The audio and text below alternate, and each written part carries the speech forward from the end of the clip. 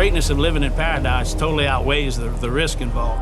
And Don Moe knows about risk, especially when you look at the number of hurricanes that have come through in the 16 years he's been in his Cypremort Point, Louisiana home, including Rita. When I got back and drove up with 1.5 feet of mud all over the road and everywhere, there was no more stairs.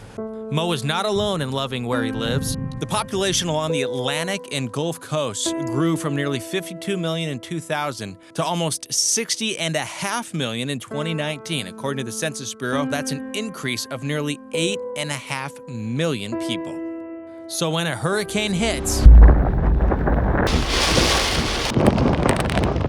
there is a huge potential for widespread destruction. The Atlantic and Gulf coasts have taken a beating over the last few decades. From 2000 to 2018, 15 $10 billion+ hurricanes made landfall in those areas, 7 of them in just 2 successive years, 2004 and 2005. Though the final tally isn't in, Hurricane Laura may be added to that list.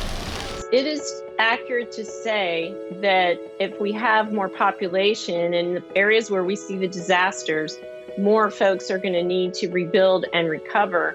And the compounding effect, it makes it more difficult and more expensive.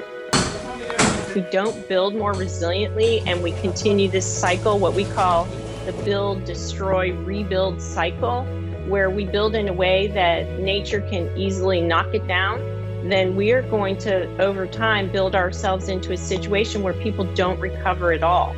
And it's not just hurricanes that impact the coast and costs. Land is sinking along a lot of the East Coast and Gulf Coast of the United States. So over the last couple decades, sea level has been rising in many places on the order of an inch every 5 to 6 years. As we look forward over the next few decades, that rate is expected to continue, if not to pick up even further.